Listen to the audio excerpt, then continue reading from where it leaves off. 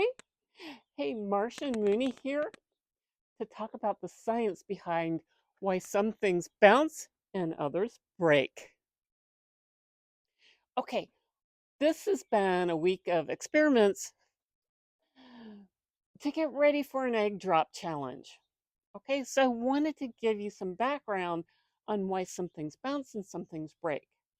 So the setup for all of these tests has been to raise an object off the ground. I've even been climbing on a small step ladder. And then this I put work into. So I've got potential energy stored, which is equal to the mass times the height above the ground times the gravitational constant. Okay, so you don't need to worry about the details other than the heavier something is, the more energy I put into it. The higher I lift it, the more energy I'm putting into it. And yes, if I go to the moon, it will have less potential energy because the moon's gravitational field is lower than that on Earth. Okay, so if you're changing planets, gravitational constant comes into play too. Okay, so I'm putting energy in it. When I release it, that changes from potential energy. Okay, so I still have potential energy here, but I also have some velocity to the point where it hits the ground, and then all that kinetic energy has to go somewhere. Okay, so you might have an elastic impact where you get some rebound. You may have a little bit less where you're dissipating it. And eventually, all that energy is dissipating. So, what are some dissipation mechanisms? Well, sound is one. So, the impact itself, that creates sound. That's noise. That's energy. Okay.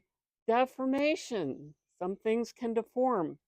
Okay. And you'll see locally some heating, perhaps. That's one way heat is energy is dissipated as heat, and the deformation itself um, creates a release of energy. But you may also see fracture surfaces. Okay, and that's what we saw with the egg breaking. We were creating fracture surfaces. The egg could not deform, it was too brittle to take that deformation without cracking. Okay, so that is one way energy can be dissipated.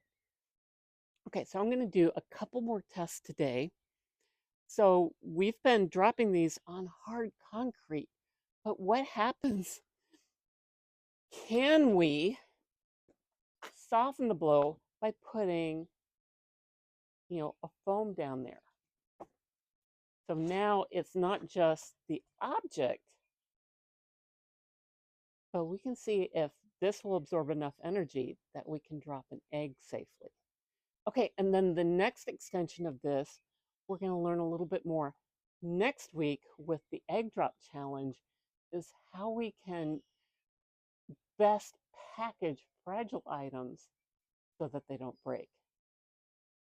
And we'll talk a little bit more about the parameters behind bounce or break, like fracture toughness. I'm not going to get into that today. But just know we're dissipating energy, and if we're not resilient enough to absorb that impact, that's when we get some fracture surfaces created. And so we got to prevent that. We'll find out more next week. So stay tuned.